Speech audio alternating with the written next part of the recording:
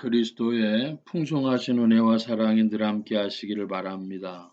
오늘은 사도행전 27장 9절로 20절까지의 말씀 잠시 살펴보려고 합니다. 사도행전 27장 9절입니다. 여러 날이 걸려 금식하는 절기가 이미 지났으므로 행선하기가 위태한지라 바울이 저희를 권하여 말하되 여러분이여 내가 보니 이번 행선이 하물과 배만 아니라 우리 생명에도 타격과 많은 손해가 있으리라 하되 백부장이 선장과 선주의 말을 바울의 말보다 더 믿더라. 바울이 이번 행선하는 일에 타격이 많을 것이라고 미리 그 백부장에게 경고의 말을 합니다. 그러나 백부장은 선장과 선주의 말을 더 믿었다고 합니다. 이성적으로 보자면 당연한 그런 생각이라고 할 수 있습니다. 선장은 배에 대해서 이 뱃길에 대해서 잘 아는 사람이요.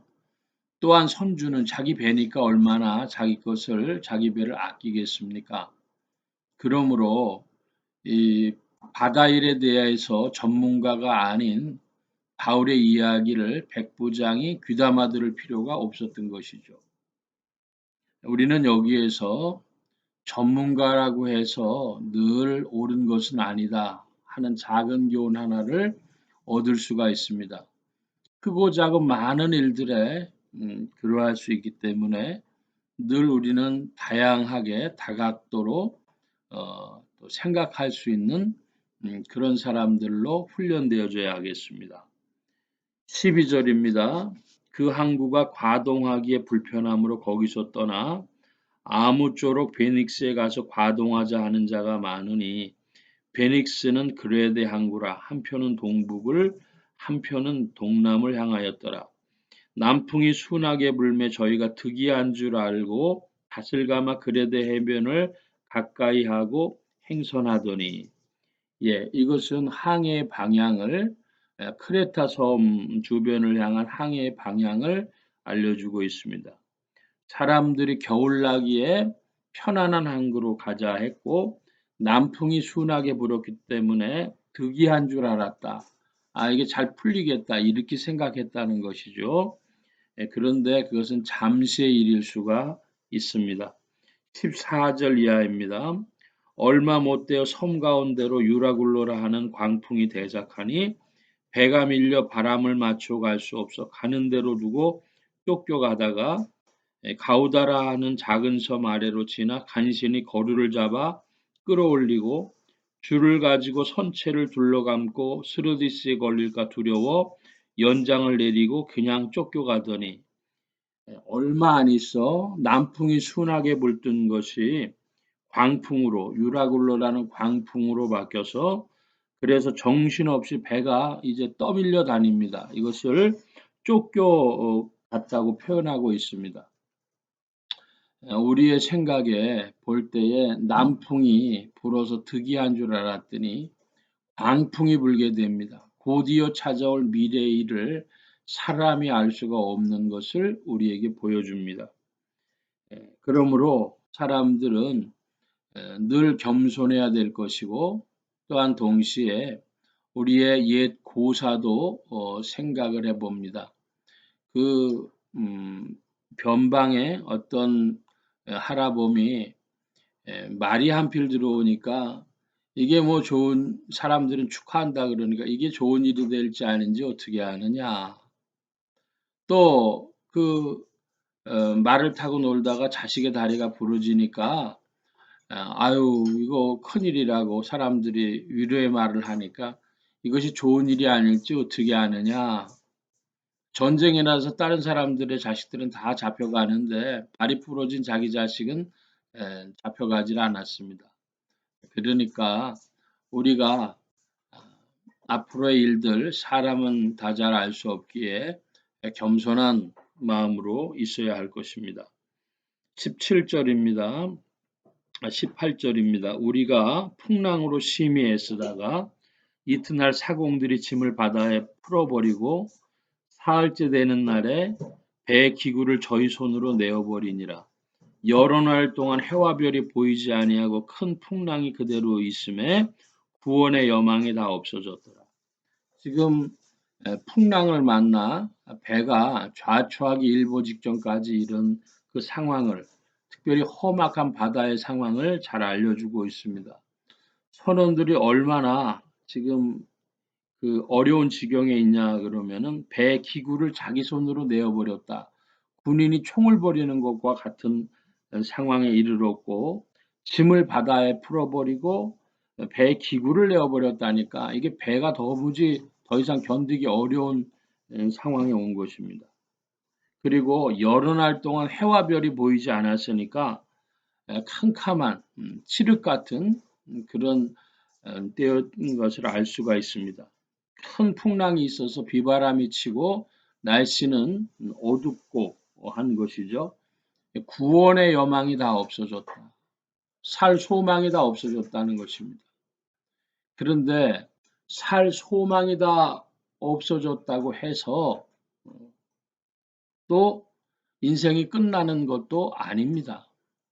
구원의 여망이 다 없어졌더라. 그러나 사도 바울에게는 해야 할 일이 있고 사명이 있어서 그는 로마에 가게 되어집니다. 우리가 이것을 매우 중시해서 봐야 합니다. 구원의 소망이 없는 것 같고 또 죽을 것 같고 방법이 없는 것 같고 한데 그 끝이 아니라는 것입니다. 나에게 구원의 여망이 없다 그래서 끝도 아니라는 것입니다. 왜? 사도 바울에게는 더 큰 일이 있었기 때문입니다. 로마에 가서 복음 전하는 일,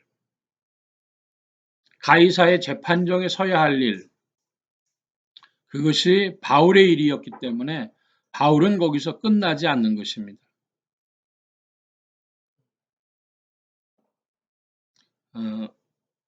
지금은 소천하셨습니다마는 어떤 목사님 한 분이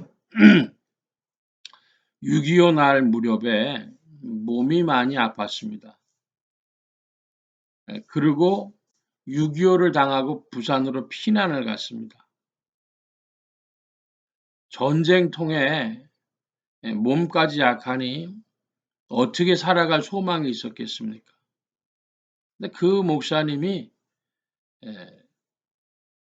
사명자는 죽지 않는다. 그런 이야기를 늘 입버릇처럼 했어요. 그런데 시간이 그 후로 한참 지났습니다. 거의 100세가 되셔서 그분이 소천을 하셨습니다. 그러니까 본인이 생각한 것보다도 60여 년을 더 사셨어요. 사람들은 다 저 사람 오래 넘길 수 있을까 했는데 60여 년을 더 살으셨다고요. 우리에게 구원의 여망이 없다고 죽는 것 아니고 중요한 것은 사명 있는 자는 죽지 않는다 하는 것입니다. 그러므로 여러분의 마음속에 하나님께서 베푸신 일이, 사명이 동행하기를 바라고, 내 사명이 뭔지 모르겠다 하는 분들은 하나님의 선교에 동참할 마음을 내시기를 바랍니다. 그것이 인생에게 유익한 일이다. 오늘 전염병으로 인해서, 코로나 전염병으로 사람들이 많이 죽어가고 또 생사에 기로에 걸린 이들이 있고 합니다. 평상적인 사람들도 내가 확진자가 되진 않을까 걱정하고, 확진했다면은 유럽 같은 경우에는 10분의 1 정도가 지금 사망률을 보이는데 죽지 않을까 걱정하고 하는 것이죠. 또 한편에선 치료가 돼 가지고 회복해서 나오는 이들도 있습니다. 아무도 인생의 일들을 알지 못합니다.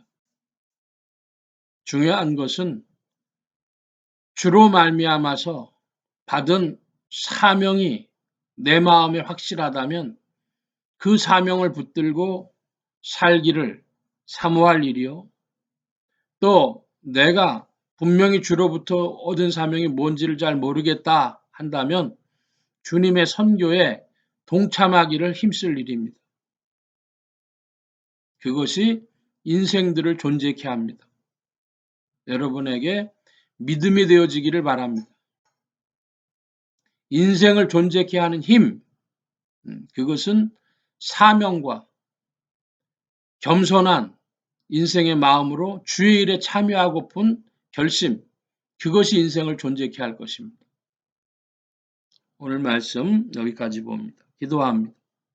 만복의 근원 되신 하나님 함께하여 주셔서 사도 바울이 이제 로마를 향하여 가는 길이 험난하지만은 그러나 주께서 그와 함께 하심으로 생명을 연장하시고 가이사의 재판정에 서도록 로마에 복음 전하도록 이끄시는 것을 봅니다. 우리의 심령이 주 안에 새로워져서 우리도 사명을 붙들고 존재하게 하시고 주님의 선교에 동참하는 마음으로 존재케 하여 주옵소서. 주의 사랑하심으로 더욱 이끄시고 이 한 주간과 오늘에도 주 안에 세임 주심을 의지하올 때 예수 그리스도의 이름으로 감사하며 기도하옵나이다. 아멘. 하늘에 계신 우리 아버지여, 이름이 거룩히 여김을 받으시오며 나라의 마옵시며 뜻이 하늘에서 이루어진 것 같이 땅에서도 이루어지이다. 오늘날 우리에게 일용할 양식을 주옵시고 우리가 우리에게 죄 지은 자를 사하여 준 것 같이 우리 죄를 사하여 주옵시고 우리를 시험에 들게 하지 마옵시고 다만 악에서 구하옵소서. 대개 나라와 권세와 영광이 아버지께 영원히 있사옵나이다. 아멘.